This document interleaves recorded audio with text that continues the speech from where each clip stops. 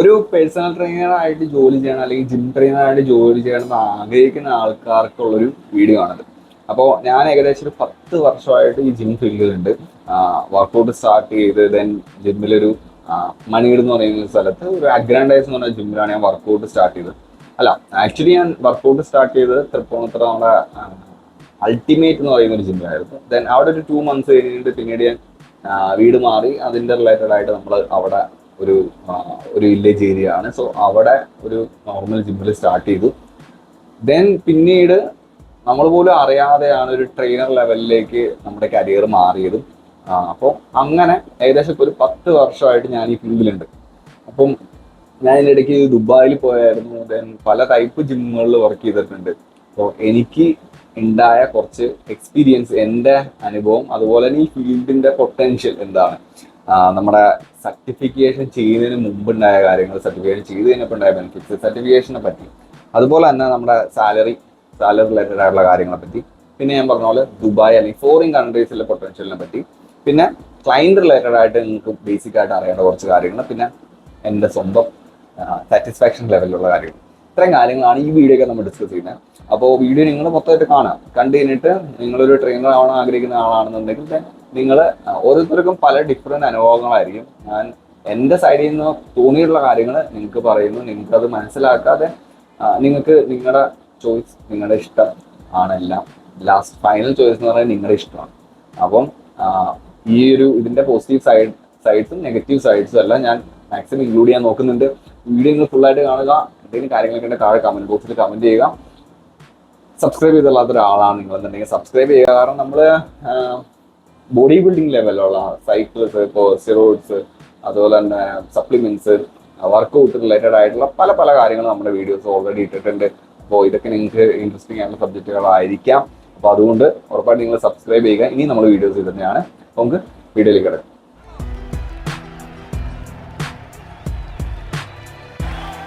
Yes, അപ്പം certified trainer, സർട്ടിഫിക്കേഷനെ പറ്റി പറയുമ്പോഴത്തേക്കും ഞാൻ ആക്ച്വലി സർട്ടിഫിക്കേഷന് മുമ്പും നമ്മൾ ട്രെയിനറായിട്ട് വർക്ക് ചെയ്തിട്ടുണ്ട്. ഏകദേശം ഒരു 3-4 കൊല്ലത്തോളം സർട്ടിഫിക്കേഷന് മുമ്പ് ട്രെയിനറായിട്ട് വർക്ക് ചെയ്തിട്ടുണ്ട്.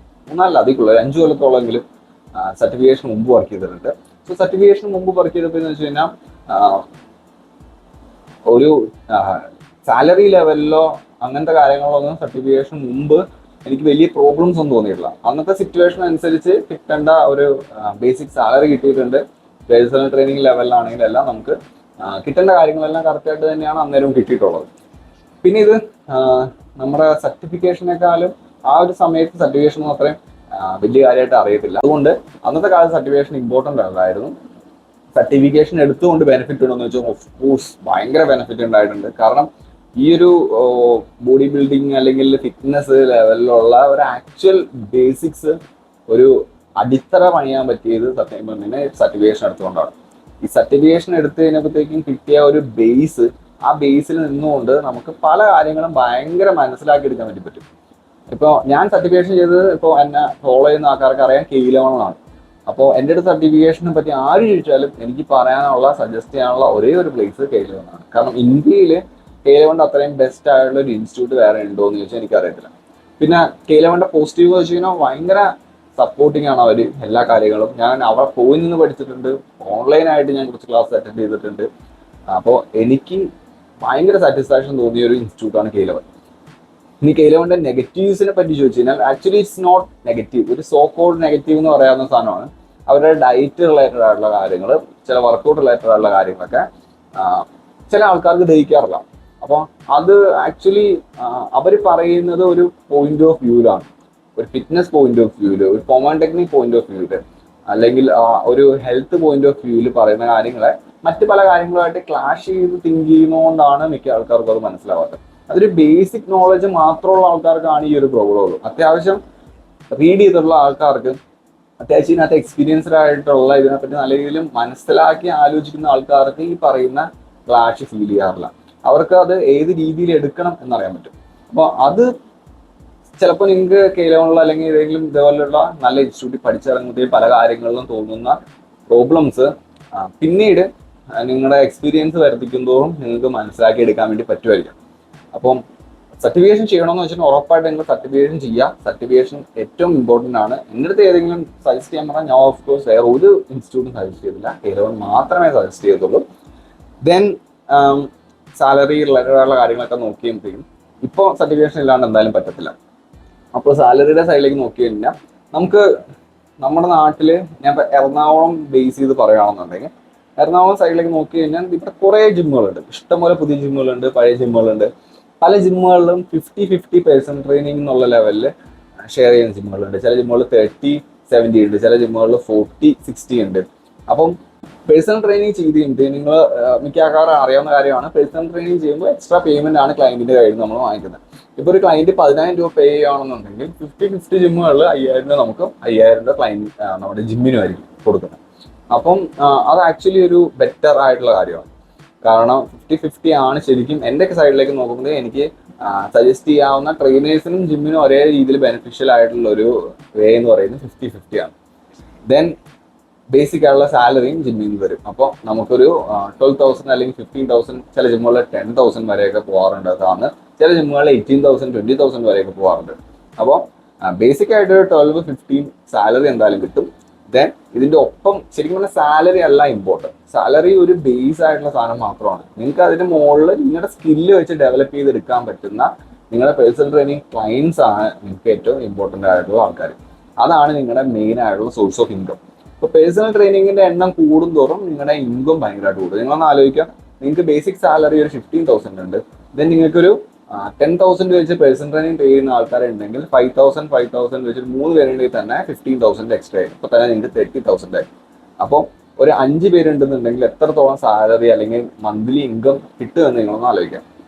നോർമലി ഒരു നല്ല ജിമ്മിൽ നിന്ന് കഴിഞ്ഞാൽ നിങ്ങൾക്കൊരു 5 to 8 വരെയൊക്കെ പേഴ്സണൽ ട്രെയിനിങ് ക്ലയൻസിനെ സിമ്പിളായിട്ട് കൊണ്ടുപോകാൻ പറ്റും. അപ്പം ഇങ്ങനെ കൊണ്ടുപോയി കഴിഞ്ഞാൽ അതനുസരിച്ച് നിങ്ങൾക്ക് അത്രയും തന്നെ സാലറി അല്ലെങ്കിൽ പറയുന്ന മന്ത്ലി ഇൻകവും അതിനനുസരിച്ച് ഉണ്ടാവും. അപ്പം സാലറി ലെവലിൽ നോക്കുമ്പോൾ ഇങ്ങനെയാണ്. പക്ഷേ ഇതിൻ്റെ ഒരു പ്രോബ്ലം വരുന്നത് എവിടെയാണെന്ന് വെച്ച് കഴിഞ്ഞാൽ ഇപ്പോൾ കുറേ ജിമ്മുകളുണ്ട്, ഇഷ്ടം പോലെ ജിമ്മുകൾ ഓപ്പൺ ചെയ്തതെന്ന്, അതുപോലെ തന്നെ ഇഷ്ടംപോലെ ട്രെയിനേഴ്സ് ഉണ്ട്. അപ്പോൾ ഇങ്ങനത്തെ ഒരു സിറ്റുവേഷനിൽ വരുമ്പോൾ ഒരു കോമ്പറ്റീഷൻ വരും. ജിമ്മുകളിൽ ചെയ്യുന്ന ഒരു നോർമൽ ഇപ്പം ഞാൻ ജിമ്മിന്റെ പേരെടുത്ത് പറയുന്നില്ല, പക്ഷെ എറണാകുളത്തൊക്കെ തന്നെയുള്ള പല ജിമ്മുകളിലും നിങ്ങൾക്ക് പല ജിമ്മ് ഫ്രാഞ്ചൈസികളുണ്ട്. ഇതിനകത്ത് നിങ്ങൾക്ക് കാണാൻ പറ്റുന്ന ഒരു സമ്പ്രദായം എന്താണെന്ന് വെച്ച് കഴിഞ്ഞാൽ പെർ സെഷൻ ആയിരിക്കും നിങ്ങൾക്ക് പൈസ തരുന്നത്. അതായത് ഒരു സെഷൻ നിങ്ങൾ എടുത്ത് കഴിയുമ്പോഴത്തേക്കും ആ ഒരു സെഷന് നിങ്ങൾക്ക് 100 രൂപ 110 രൂപ വെച്ച് തരും. അപ്പോൾ ഒരാള് ഇപ്പം നിങ്ങളുടെ ഒരു ക്ലയന്റ് മന്ത്ലി നിങ്ങളുടെ പേഴ്സണൽ ട്രെയിനിങ്ങിന് 10,000 രൂപ പേ ചെയ്യുകയാണെന്ന് വിചാരിക്കാം. ഈ 10,000 രൂപ പേ ചെയ്തിട്ടുണ്ടെങ്കിൽ നിങ്ങൾക്ക് അയാൾക്ക് ഒരു മന്ത്ലി കൊടുക്കാൻ പറ്റുന്ന സെഷൻ കമ്പനി അല്ലെങ്കിൽ ജിം അലോട്ട് ചെയ്യുന്ന 12 സെഷൻ ആയിരിക്കും. ഈ 12 സെഷനിൽ ചിലപ്പോൾ അയാൾ 10 സെഷൻ ആയിരിക്കും വന്നിട്ടുണ്ടാവുക. ഈ 10 സെഷനിൽ നിങ്ങൾക്ക് കിട്ടാൻ പോകുന്നത് വെറും 1,000 രൂപയാണ് അല്ലെങ്കിൽ 1,100 രൂപയാണ്. ഇതാണ് ഒരു പ്രോബ്ലം വരുന്നത്. ഇനി 12 സെഷനും എടുത്താൽ, അതായത് ആ 1 മന്തിലെ നമ്മുടെ സെഷൻ ഫുൾ കംപ്ലീറ്റ് ചെയ്താൽ നിങ്ങൾക്ക് കിട്ടാൻ പോകുന്നത് 1,200 രൂപയായിരിക്കും മാക്സിമം. അപ്പോൾ ഇതൊരു പ്രോബ്ലമാണ്. ഇങ്ങനെ പല ജിമ്മുകളിലും ചെയ്യുന്നത്. സോ നിങ്ങളൊരു ബിഗിനർ ആണെന്നുണ്ടെങ്കിൽ നിങ്ങൾക്ക് ഇങ്ങനത്തെ ജിമ്മുകളിൽ പോയി നിന്ന് നിങ്ങൾക്കൊരു എക്സ്പീരിയൻസ് ആയിക്കാനായിട്ട് ദെൻ കുറച്ചുകൂടെ കൂടുതൽ പേഴ്സണൽ ട്രെയിനിങ്ങിന്റെ പെർസെൻറ്റേജ് തരുന്ന ജിമ്മുകളിലേക്ക് മാറാം. അല്ല എന്നുണ്ടെങ്കിൽ നിങ്ങൾക്ക് ഇതൊരു നഷ്ട കച്ചവടമായിരിക്കും. സോ ഈ ഒരു സമ്പ്രദായത്തിലേക്ക് വരുമ്പോൾ നിങ്ങൾ ഒരു ദിവസം വളരെ ഹാർഡ് വർക്ക് ചെയ്യേണ്ടി വരും. ചിലപ്പോൾ നിങ്ങൾക്ക് at A time 2-3 personal training വെച്ച് ഫുൾ അവേഴ്സ് ഫില്ല് ചെയ്താൽ മാത്രമേ നിങ്ങൾക്ക് 50-50 തരുന്ന ഒരു ജിമ്മിൽ നിന്ന് കിട്ടുന്നതിൻ്റെ അടുത്തെങ്കിലും സാലറിയിലേക്ക് എത്തിക്കാൻ പറ്റും. അപ്പോൾ അതൊരു പ്രോബ്ലം ആയിട്ടുള്ള കാര്യമാണ്. പിന്നെ നമ്മുടെ മെയിൻ ആയിട്ടുള്ള ഒരു എയിമാണ് ദുബായി പോകാന്നുള്ളത്. അതായത് സർട്ടിഫിക്കേഷൻ ചെയ്യുക, ദെൻ ദുബായ് പോലുള്ള ഏതെങ്കിലും ഒരു കൺട്രീസിൽ പോവുക, ദെൻ അവിടെ വർക്ക് ചെയ്യുക, അവിടെ നിന്ന് ഒത്തിരി പൈസ ഉണ്ടാക്കുക. ഇതൊരു മിക്ക ആൾക്കാരുടെ ഒരു ഡ്രീം സംഭവമാണ്. ആക്ച്വലി ഇതിൻ്റെ ഒരു ട്രൂത്ത് എന്താണെന്ന് വെച്ച് കഴിഞ്ഞാൽ നമ്മുടെ നാട്ടിൽ തന്നെ നിന്നുകൊണ്ട് അത്യാവശ്യം നല്ല രീതിയിൽ തന്നെ നമുക്ക് സ്കിൽ ഉണ്ടെന്നുണ്ടെങ്കിൽ പേയ്മെന്റ് ഉണ്ടാക്കിയെടുക്കാൻ പറ്റും. നമുക്കിതിൻ്റെ ആവശ്യത്തിന് വേണ്ട നോളജും സ്കില്ലും ഉണ്ടെന്നുണ്ടെങ്കിൽ നിങ്ങൾക്ക് അത്യാവശ്യം നല്ല രീതിയിൽ പേയ്മെന്റ് ഉണ്ടാക്കാം. പക്ഷേ ദുബായ് പോലുള്ള കൺട്രീസിൽ ചെന്ന് കഴിഞ്ഞാലും ഈ സ്കിൽ ഉണ്ടെങ്കിൽ നിങ്ങൾക്ക് വളർന്ന് വരാൻ പറ്റും. പക്ഷെ അവിടെ വരുന്ന പ്രോബ്ലം ഭയങ്കര കോമ്പറ്റീഷനാണ് ദുബായ് പോലുള്ള കൺട്രീസിൽ. അവിടെ ഇഷ്ടം പോലെ ഫോറിനേഴ്സ്, അമേരിക്കൻസും പല രീതിയിലുള്ള നല്ല അടിപൊളി ജെനറ്റിക്സ് ഉള്ള നല്ല രീതിയിൽ നോളജ് ഉള്ള ഇഷ്ടം പോലെ ആൾക്കാർ അവിടെ ഓൾറെഡി ഉണ്ട്. ഇന്ത്യക്കാരും ഇഷ്ടം പോലെ അവിടെ ഓൾറെഡി സെറ്റിൽഡ് ആയിട്ടുണ്ട്. അപ്പം അവിടെ ചെന്ന് അവിടെ ഒരു ബേസ് ബിൽഡ് ചെയ്യുക എന്നുള്ളത് കുറച്ച് ഡിഫിക്കൽട്ട് ആയിട്ടുള്ള കാര്യമായിരിക്കും. പക്ഷെ സ്റ്റിൽ നിങ്ങൾക്ക് അവിടെ ജോലി കിട്ടും. ഇഷ്ടംപോലെ ജിമ്മുകൾ അവിടെ പുതിയതായിട്ട് ഓപ്പൺ ചെയ്യുന്നുണ്ട്, ജോലി കിട്ടും. ദെൻ നമുക്കിവിടെ കിട്ടുന്ന 40,000 അവിടെ കിട്ടുന്ന 80,000, നാട്ടിൽ 80,000 രൂപ അവിടെ കിട്ടുവാണെന്നുണ്ടെങ്കിൽ ചാടിക്കറി നിങ്ങൾ പോകാൻ നിൽക്കരുത്. കാരണം ഇവിടെ 40,000 കിട്ടുന്നുണ്ടെങ്കിൽ ഇവിടുത്തെ 40,000 ആണ് നമുക്ക് ലാഭം. അവിടെ ചെന്ന് കഴിഞ്ഞാൽ 80,000 രൂപയ്ക്ക് അതിന്റെ ഇരട്ടി ചെലവ് അവിടെ വരാനുള്ള ചാൻസസ് വളരെ കൂടുതലാണ്. അവിടെ അക്കോമഡേഷൻ നമുക്കൊരു നല്ലൊരു എമൗണ്ട് അക്കോമഡേഷൻ ആവും, ഫുഡിന് ഇവിടുത്തെ ഇരട്ടി പൈസയാണ്. സോ കമ്പയർ ചെയ്ത് നോക്കുമ്പോഴത്തേക്ക് ഇവിടെ 40,000 നിങ്ങൾക്ക് ഒപ്പിക്കാൻ പറ്റുന്നുണ്ടെങ്കിൽ ഒരിക്കലും 80,000-നോ 1,00,000-നോ വേണ്ടി നിങ്ങൾ ദുബായ് പോലുള്ള കൺട്രീസിൽ പോയി നിൽക്കരുത്. ഭയങ്കര വലിയ മണ്ടത്തരമാണ്. പിന്നെ എല്ലാവരുടെയും ഉള്ളിൽ ഒരു നമ്മൾ വിചാരിക്കുന്ന പോലെ ദുബായ് എന്ന് പറയുന്നത് ഭയങ്കര ഒരു സംഭവമൊന്നുമല്ല. നിങ്ങൾ പോയിട്ടുള്ള ആൾക്കാർക്കും പോയി നിന്ന് അവിടെ വർക്ക് ചെയ്തുള്ള ആൾക്കാർക്ക് അറിയാൻ പറ്റും. അത്ര വലിയൊരു സംഭവമൊന്നുമല്ല ദുബായ്. ജസ്റ്റ് ട്രിപ്പ് പോകുന്ന ആൾക്കാർ 2 ദിവസം പോയി നിന്ന് ബുർജ് ഖലീഫയിൽ നിന്ന് ഫോട്ടോ എടുത്ത് അയക്കുന്ന പോലെ ഒന്നുമല്ല. ദുബായ് ഈസ് കംപ്ലീറ്റ്ലി ഒരു ശോകം കൺട്രി. അവിടെ ഇഷ്ടംപോലെ പൈസ ഉള്ള ആൾക്കാർക്ക് സുഖമായിട്ട് ജീവിക്കാം. നിങ്ങളുടെ കയ്യിൽ പൈസ ഇല്ല എന്നുണ്ടെങ്കിൽ അതൊരു കഷ്ടപ്പാടുള്ള ജീവിതമായിരിക്കും അവിടെ. നമ്മൾ വിചാരിക്കുന്ന പോലെ ഭയങ്കര എൻജോയ് ഒക്കെ ചെയ്ത് ഇപ്പം നമ്മുടെ നാട്ടിലാണെന്നുണ്ടെങ്കിൽ നമ്മുടെ വീട്ടിലാണെന്നുണ്ടെങ്കിൽ ഈവൻ നമ്മുടെ കേരളത്തിലെ ഏത് സ്ഥലത്താണെന്നുണ്ടെങ്കിൽ നിങ്ങൾക്ക് കിട്ടുന്നൊരു ഫ്രീഡം അല്ലെങ്കിൽ നിങ്ങൾക്ക് കിട്ടുന്നൊരു ടൈം ഒരിക്കലും ദുബായിൽ ചെന്ന് നിങ്ങൾ വർക്ക് ചെയ്യുകയാണെങ്കിൽ അല്ലെങ്കിൽ അതേപോലെ ഒരു കൺട്രിയിൽ പോയി വർക്ക് ചെയ്യാൻ നിങ്ങൾക്ക് കിട്ടത്തില്ല. എസ്പെഷ്യലി ആ ഒരു സൈഡിലുള്ള കൺട്രി, സൗദി, ദുബായ് അങ്ങനെയുള്ള കൺട്രികളൊന്നും. എന്താണെന്ന് വെച്ച് കഴിഞ്ഞാൽ ചെല്ലുക, ഇപ്പോൾ നമ്മൾ ജോലിക്ക് പോകണമെങ്കിൽ ജോലിക്ക് പോവാം, റൂമിൽ വരിക, ഫുഡ് ഉണ്ടാക്കുക, കഴിക്കുക, കിടന്നുറങ്ങുക, തുണിയിലൊക്കെ എണീക്കുക, പോവാം. ഇത് തന്നെ റിപ്പീറ്റ്. അങ്ങനെയായിരിക്കും. സൺഡേ ഒരു ദിവസം അവധി ഉണ്ടെന്നുണ്ടെങ്കിൽ റെസ്റ്റ് എടുക്കാനും റൂം ക്ലീൻ ചെയ്യാനും മാത്രം സമയം ഉണ്ടാകത്തുള്ളൂ. പക്ഷേ മിക്ക ആൾക്കാർക്കും അവിടെ പെട്ടുപോവാണ്. കാരണം ഒരു 2 ഇയർ വിസ എടുത്ത് കിട്ടി നമ്മൾ ചെന്ന് കഴിഞ്ഞാൽ പിന്നെ തിരിച്ചു വരാൻ പറ്റത്തില്ല. കാരണം ആ വിസയിൽ നമ്മൾ അവിടെ സ്റ്റക്കാണ്.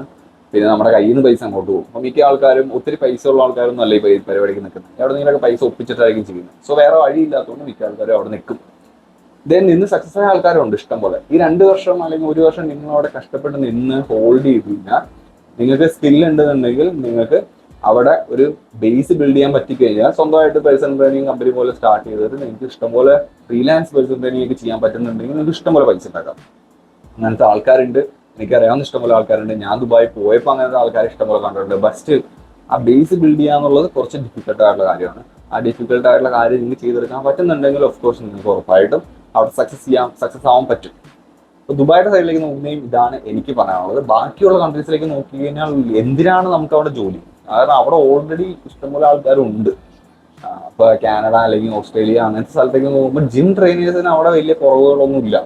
ബട്ട് സ്റ്റിൽ നിങ്ങൾക്ക് ഏതെങ്കിലും രീതിയിൽ ഹോൾഡ് ഉണ്ട്, നിങ്ങളുടെ ഏതെങ്കിലും ഫ്രണ്ട്സ് വഴിയോ റിലേറ്റീവ് വഴിയോ നിങ്ങൾക്ക് അവിടെ ജോലി ഒപ്പിക്കാൻ പറ്റുമെന്നുണ്ടെങ്കിൽ of course that's a good idea.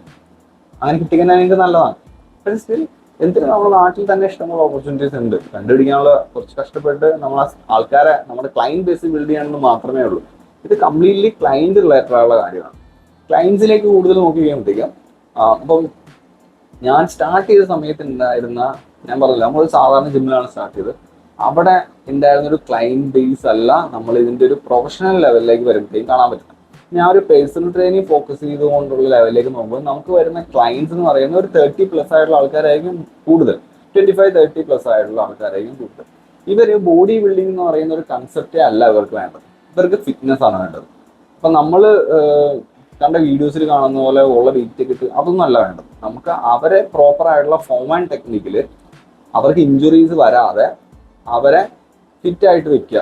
അവരുടെ ഡെയിലി ലൈഫ് ആക്ടിവിറ്റീസിൽ അവർക്ക് പ്രോബ്ലംസ് ഒന്നും ഇല്ലാത്ത രീതിയിൽ. മിക്ക ആൾക്കാർ ഓഫീസിൽ വർക്ക് ചെയ്യുന്ന ആൾക്കാരായിരിക്കാം, അവർക്ക് ബാക്ക് പെയിൻ ഉണ്ടായിരിക്കാം. സോ അവർക്ക് അങ്ങനത്തെ അൺകംഫർട്ടബിൾ സിറ്റുവേഷൻസിൽ നിന്നെല്ലാം അവരെ ബെറ്റർ ആക്കി എടുക്കാൻ നോക്കുക എന്നുള്ളതാണ് നമ്മുടെ ഒരു മെയിൻ പർപ്പസ് വരുന്നത്. പിന്നെ വരുന്ന സംഭവമാണ് ഫാറ്റ് ലോസിന് വരുന്ന ആൾക്കാർ. ഫാറ്റ് ലോസിന് വരുന്ന ആൾക്കാരും ഉണ്ട്. പക്ഷെ സ്റ്റിൽ ഇവിടെ ബോഡി ബിൽഡിംഗ് എന്നുള്ള ഒരു കൺസെപ്റ്റിന് വരുന്ന ആൾക്കാർ ഭയങ്കര കുറവായിരിക്കും. 90% നമ്മുടെ പൊട്ടൻഷ്യൽ ക്ലയൻസ് എന്ന് പറയുന്നത് ഫിറ്റ്നസിനും ഫാറ്റ് ലോസിനും വേണ്ടി വരുന്ന ആൾക്കാരാണ്. ഇതിനകത്ത് ഫാറ്റ് ലോസിനേക്കാൾ കുറച്ചുകൂടെ സസ്റ്റൈനബിൾ ആയിട്ടുള്ള ക്ലയൻസ് എന്ന് പറയുന്നത് ഫിറ്റ്നസിന് വേണ്ടി നോക്കുന്ന ആൾക്കാരായിരിക്കും. അപ്പോൾ അവരുടെ മെയിൻ ഗോൾ എന്ന് പറയുന്നത് അവർക്ക് ഫിറ്റ് ആയിട്ടിരിക്കുക എന്നുള്ളത് മാത്രമാണ്.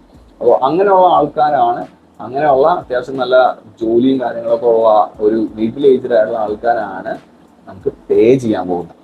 അപ്പോൾ നമ്മൾ പണ്ടൊക്കെ ജിമ്മിൽ പോയിക്കൊണ്ടിരുന്ന പോലെ 19 നമ്മുടെ സെയിം ഏജിലൊക്കെ ഉള്ള ആൾക്കാരൊക്കെ ആയിട്ട് അടിച്ചു പൊളിച്ച് ജിമ്മിൽ പോയി വർക്കൗട്ടൊക്കെ ചെയ്ത് എടാ അത് ചെയ്യണം ആ ഒരു ഇതിൽ നിന്ന് കംപ്ലീറ്റ്ലി ഡിഫറെൻ്റ് ആയിരിക്കും ഒരു പേഴ്സണൽ ട്രെയിനർ എന്നുള്ള ലൈഫിലേക്ക് മാറുമ്പോഴത്തേക്കും. അവിടെ അവർക്ക് ഒത്തിരി വെയിറ്റ് ഇട്ടൊന്നും ചെയ്യാൻ പറ്റത്തില്ലായിരിക്കും ചിലപ്പോൾ, അല്ലെങ്കിൽ അവർക്ക് ഒത്തിരി സ്ട്രെസ്ഡ് ആയിട്ടുള്ള ചെയ്യാൻ പറ്റില്ലായിരിക്കും. ഹെൽത്ത് ഇഷ്യൂസ് ഉള്ള ആൾക്കാരുണ്ടാവും, ഇഞ്ചുറീസ് ഉള്ള ആൾക്കാരുണ്ടാവും. അപ്പോൾ അതെല്ലാം നമ്മൾ കൺസിഡർ ചെയ്ത് പ്രോപ്പർ ഫോം ആൻഡ് ടെക്നിക്കിൽ വേണം അവർ ചെയ്യാൻ. അതാണ് നമ്മളെ ഒരു പ്രോപ്പർ ഇൻസ്റ്റിറ്റ്യൂട്ടിൽ പഠിപ്പിക്കുന്നത്. പേഴ്സണൽ ട്രെയിനിങ്ങിന്റെ ഒരു ഇപ്പോൾ കെയിലോന്റെ ആണെങ്കിൽ ഡിപ്ലോമ ഇൻ പേഴ്സണൽ ട്രെയിനിങ് ഒക്കെ ചെയ്യുമ്പോൾ അവിടെ പഠിപ്പിക്കുന്നത് ഈ ഒരു ലെവലിലുള്ള വർക്കൗട്ടും ട്രെയിനിങ്ങുമാണ്. അതിന്റെ ബേസിക്സ് ആണ് നമ്മളെ പഠിപ്പിച്ചു വിടുന്നത്. അവരെ എങ്ങനെ ആ ഒരു ഫോമിലേക്ക് എത്തിക്കാം എന്നുള്ളതാണ് നമ്മളവിടെ പഠിപ്പിച്ചു വിടുന്നത്. അപ്പം ആ ഒരു ഡിഫറൻസ് നിങ്ങൾ മനസ്സിലാക്കണം. ഒരിക്കലും ഭയങ്കര ആ ബോഡി ബിൽഡിംഗ് ലെവലുള്ള ആൾക്കാരെ കിട്ടാൻ ഭയങ്കര കുറവാണ്. ഓഫ് കോഴ്സ് അങ്ങനത്തെ ആൾക്കാരും ഉണ്ട് കേട്ടോ. അങ്ങനത്തെ ആൾക്കാരെ മാത്രം ഫോക്കസ് ചെയ്ത് ട്രെയിൻ ചെയ്യുന്ന ആൾക്കാരും ഉണ്ട്. പക്ഷെ നിങ്ങൾ ആലോചിക്കാം, ബോഡി ബിൽഡിംഗ് ചെയ്യുന്ന ആ ഒരു ഏജ് ഗ്രൂപ്പിലുള്ള ആ ഒരു ടൈപ്പ് ഓഫ് ആൾക്കാർ അത്രയും പൈസ ഒന്നും ഇൻവെസ്റ്റ് ചെയ്യാൻ ഇല്ലാത്ത ആൾക്കാരാണ്. നമ്മുടെ ഇൻകം ലെവലിലേക്ക് നോക്കുമ്പോൾ നമുക്ക് എപ്പോഴും സെയിം പൊട്ടൻഷ്യൽ ക്ലയൻസ് എന്ന് പറയുന്ന ഈ പറയുന്ന ബിസിനസ് ആയിരുന്ന ആൾക്കാർ, അല്ലെങ്കിൽ ഇതുപോലുള്ള റെപ്യൂട്ടഡ് ആയിട്ടുള്ള ജോബ് ചെയ്യുന്ന ആൾക്കാർ, പേയ്മെന്റ് നമുക്ക് മന്ത്ലി 10,000 അല്ലെങ്കിൽ 20,000 ഒക്കെ വെച്ച് തരാൻ കേപ്പബിൾ ആയിട്ടുള്ള ആൾക്കാരാണ് നമ്മുടെ ശരിക്കുമുള്ള പേഴ്സണൽ ട്രെയിനിങ് എന്നുള്ള ലെവലിൽ നോക്കുമ്പോൾ നമ്മുടെ ക്ലയൻസ്. ഇനി ഒരു പേഴ്സണൽ ട്രെയിനർ ലൈഫ് നിങ്ങൾക്ക് നല്ലതാണോ, അല്ലെങ്കിൽ ഈ ഒരു കരിയർ ചൂസ് ചെയ്ത് എൻ്റെ സൈഡിൽ നോക്കുമ്പോൾ നല്ലതാണോ എന്ന് വെച്ച് കഴിഞ്ഞാൽ ഓഫ് കോഴ്സ് ഞാൻ ഭയങ്കര ഹാപ്പിയാണ്. കാരണം നമുക്ക് മറ്റുള്ള ജോലികൾ വെച്ച് നോക്കുമ്പോൾ സ്ട്രെസ്സും കാര്യങ്ങളും ഭയങ്കര കുറവാണ്. ആകെ കൂടി എനിക്ക് ഇതിനകത്തൊരു അൺകംഫർട്ടബിൾ ആയിട്ട് തോന്നിയിരിക്കുന്ന ഒരു കുഴപ്പം ഇതിന്റെ ടൈമിങ് മാത്രമാണ്. കാരണം രാവിലെ ആൻഡ് വൈകുന്നേരം ആയിരിക്കും മിക്ക ജിമ്മുകളിലും മെയിൻ ടൈം എന്ന് പറയുന്നത്, പീക്ക് ടൈം എന്ന് പറയുന്നത്. അപ്പോൾ ആ ഒരു ടൈം നമ്മൾ കൺസിഡർ ചെയ്താൽ മാത്രമേ നമുക്ക് പൊട്ടൻഷ്യൽ ആവുള്ള ക്ലയൻസിന് കിട്ടത്തുള്ളൂ. മിക്ക ജിമ്മുകളും ഉണ്ട്, 24 hours ഉള്ള ജിമ്മുണ്ട്, അല്ലെങ്കിൽ രാവിലെ 5 മണി തൊട്ട് രാത്രി 12 മണി വരെയുള്ള ജിമ്മുകളുണ്ട്. അങ്ങനെ പല ജിമ്മുകളും ഉണ്ട്. ബട്ട് സ്റ്റിൽ പൊട്ടൻഷ്യൽ ക്ലയൻസ് വരുന്ന എപ്പോഴും രാവിലെയും വൈകുന്നേരമാണ്. അപ്പൊ നമ്മുടെ ഷിഫ്റ്റ് എന്ന് പറയുന്നത് എപ്പോഴും സ്പ്ലിറ്റ് ആയിട്ടുള്ള ഷിഫ്റ്റ് ആയിരിക്കും വരുന്നത്, നല്ല ഷിഫ്റ്റ്. അപ്പോൾ ഇത് ഒരു അൺകംഫർട്ടബിൾ ആണ് മിക്ക ആൾക്കാർക്കും. എനിക്ക് തോന്നിയിട്ടുള്ള ഒരേ ഒരു പ്രോബ്ലം അത് മാത്രമാണ്, വേറെ ഒരു രീതിയിലുള്ള പ്രോബ്ലംസും ഇല്ല. പിന്നെ എല്ലാ ജോലിയിലും നമുക്ക് കുറച്ച് സ്ട്രെസ് തരുന്ന ചില സിറ്റുവേഷൻസ് വരും, അത് ഉണ്ട്. ഇപ്പോൾ ചില ക്ലയൻസ് നമുക്ക് തലവേദന ആവാറുണ്ട്. ചില ക്ലയൻസ് വളരെ റെയർലി മാത്രമേ എൻ്റെ ഒരു സിറ്റുവേഷനിൽ വന്നിട്ടുള്ളൂ. പക്ഷെ പലർക്കും പല രീതിയിലുള്ള എക്സ്പീരിയൻസ് ആണ്. പിന്നെ ഞാൻ നേരത്തെ പറഞ്ഞ പോലെ ചില ജിമ്മുകൾ ഭയങ്കര സെയിൽസ് ഓറിയന്റഡ് ആണ്. അവർക്ക് സെയിൽസ് ടാർഗറ്റ് തരും. നിങ്ങൾ ഒരു മാസം ഇത്ര രൂപയ്ക്കുള്ള സെയിൽസ് ഒപ്പിക്കണം, അതായത് ട്രെയിനേഴ്സ് ഇത്ര പേഴ്സണൽ ട്രെയിനിങ് കൺവേർട്ട് ചെയ്തിരിക്കണം. അപ്പോൾ നമുക്ക് പല രീതിയിലുള്ള അൺകംഫർട്ടബിൾ സിറ്റുവേഷനും അങ്ങനത്തെ സിറ്റുവേഷൻ വരെ ഫേസ് ചെയ്യേണ്ടി വരും. അതായത് നമ്മൾ ഇത്ര രൂപയുടെ സെയിൽസ് ഒപ്പിച്ച് കൊടുത്തില്ലെങ്കിൽ നമുക്ക് അതിൻ്റെതായ പ്രോബ്ലംസ് വരും, പ്രഷർ വരും, ചീത്തയേക്കേണ്ടി വരും. അങ്ങനത്തെ ജിമ്മുകളിലൊക്കെ ആണെങ്കിൽ അത് കംപ്ലീറ്റ്ലി ഡിഫറെൻറ്റ് സിറ്റുവേഷൻ ആണ്. എൻ്റെ ഒരു സിറ്റുവേഷൻ അല്ലെങ്കിൽ എൻ്റെ ഒരു എക്സ്പീരിയൻസ് നോക്കുമ്പോൾ ഞാൻ അങ്ങനത്തെ ജിമ്മുകളിൽ കൂടുതലും നിന്നിട്ടില്ല. അപ്പോൾ ഞാൻ എപ്പോഴും എൻ്റെ കംഫർട്ടബിൾ സിറ്റുവേഷൻ നോക്കി മാത്രമേ ജിമ്മുകളിൽ ജോലി ചെയ്തിട്ടുള്ളൂ. അപ്പോൾ അതുകൊണ്ട് സെയിൽസ് ഓറിയന്റഡ് ആയുള്ള ജിമ്മുകളിൽ ചിലപ്പോൾ മിക്ക ആൾക്കാർക്കും സാറ്റിസ്ഫാക്ഷൻ പ്രോബ്ലം ഉണ്ടാവാറുണ്ട്. ടൈമിങ് രാവിലെ എണീക്കാൻ ബുദ്ധിമുട്ടുള്ള ആൾക്കാർക്ക് ഈ പരിപാടി ചിലപ്പോൾ നല്ലതായിരിക്കത്തില്ല. പിന്നെ ഫ്രീലാൻസ് ലെവലിലേക്ക് നോക്കിക്കഴിഞ്ഞാൽ പല സ്ഥലങ്ങളിലേക്ക് നമ്മൾ പോകേണ്ടി വരും. അപ്പം ഞാൻ അങ്ങനെ ഫ്രീലാൻസ് ലെവലിലും ചെയ്തിട്ടില്ല. നമുക്ക് എപ്പോഴും കംഫർട്ടബിൾ ആയിട്ടുള്ള ജിമ്മുകളിൽ തന്നെയാണ് ഞാൻ വർക്ക് ചെയ്തിട്ടുള്ളത്. ദുബായിൽ പോയപ്പോൾ എനിക്ക് തോന്നിയത് ടൈമിങ് ഭയങ്കര ഇഷ്യൂ ആയിരുന്നു. കാരണം അവിടെ രാവിലെ ചെല്ലണം, അതെനിക്ക് ഭയങ്കര അൺകംഫർട്ടബിൾ ആയിട്ട് തോന്നി. പിന്നെ ദുബായിൽ പോയപ്പോൾ അവിടുത്തെ ട്രാൻസ്പോർട്ടേഷൻ, ഫുഡ് എല്ലാം ഭയങ്കര, ഫുഡ് വലിയ കുഴപ്പമില്ല, ട്രാൻസ്പോർട്ടേഷൻ ലെവലിലേക്ക് പോകുമ്പോൾ ഭയങ്കര അൺകംഫർട്ടബിൾ ആയിരുന്നു. നാട്ടിലാണെന്നുണ്ടെങ്കിൽ ആ പ്രശ്നമില്ല, നമുക്ക് സ്വന്തമായിട്ടൊരു ബൈക്ക് ഉണ്ടെങ്കിൽ നമുക്ക് എവിടെ വേണമെങ്കിലും പോവാം, ജിമ്മിൽ പോവാം, ടൈമിൽ പോവാം, തിരിച്ചു വരിക. സോ എ ഗുഡ് കരിയർ ലെവലിൽ നമുക്ക് ഭയങ്കര ഹാപ്പി ആയിട്ടുള്ള സിറ്റുവേഷൻ, ഹാപ്പി ആയിട്ടുള്ള പ്ലേസ് ആണെങ്കിൽ നമ്മൾ ഹാപ്പി ആയിട്ടുള്ള കരിയർ തന്നെ മൂവ് ചെയ്ത് പോകാൻ പറ്റും. ദാറ്റ് നിങ്ങളുടെ ഇഷ്ടമാണ്. നിങ്ങൾ ജസ്റ്റ് ജിമ്മിൽ പോയി വർക്കൗട്ട് ചെയ്ത് മസിൽ ഉണ്ടാക്കിയെന്ന് വെച്ച് നേരെ ട്രെയിനർ ആവാണ്ടിരിക്കുക. നന്നായിട്ട് ആലോചിക്കുക. മറ്റു പല കരിയറിൽ നിന്നും ഇതിലേക്ക് വന്ന ആൾക്കാരുണ്ട്. ഐ ടി മേഖലയിൽ നല്ല രീതിയിലുള്ള ജോലി ഉണ്ടായിട്ട് പോലും അത് സ്റ്റോപ്പ് ചെയ്തിട്ട് ഈ ഒരു ട്രെയിനർ ഫീൽഡിൽ നല്ല രീതിയിൽ പൊട്ടൻഷ്യൽ ആയിട്ടുള്ള ക്ലയൻസിനെ മേക്ക് ചെയ്ത് നല്ല സക്സസ്ഫുൾ ലൈഫ് കൊണ്ടുപോകുന്ന ആൾക്കാരുണ്ട്. സോ ഇത് നിങ്ങളെ ഡിപ്പെൻഡ് ചെയ്തിരിക്കും. നിങ്ങൾ എങ്ങനെ ക്ലയൻസിനെ ട്രീറ്റ് ചെയ്യുന്നു, നിങ്ങൾക്ക് എങ്ങനെ ക്ലയൻസിനെ നിങ്ങൾ കൺവേർട്ട് ചെയ്തെടുക്കുന്നു, ഇതിനൊക്കെ ഡിപ്പെൻഡ് ചെയ്താണ് നിങ്ങൾക്ക് പേയ്മെന്റ് വരാൻ പോകുന്നത്. അപ്പം വീഡിയോ നിങ്ങൾക്ക് യൂസ്ഫുൾ ആയി കാണുന്ന ഞാൻ വിചാരിക്കുന്നു. വീഡിയോ യൂസ്ഫുൾ ആയെങ്കിൽ ഉറപ്പായിട്ടും വീഡിയോ ലൈക്ക് ചെയ്യുക, ഷെയർ ചെയ്യുക. എന്തെങ്കിലും ഡൗട്ട് ഉണ്ടെങ്കിൽ താഴെ കമന്റ് ബോക്സിൽ കമന്റ് ചെയ്യുക. അടുത്ത വീഡിയോ ആയിട്ട് കാണുന്നവരെല്ലാവർക്കും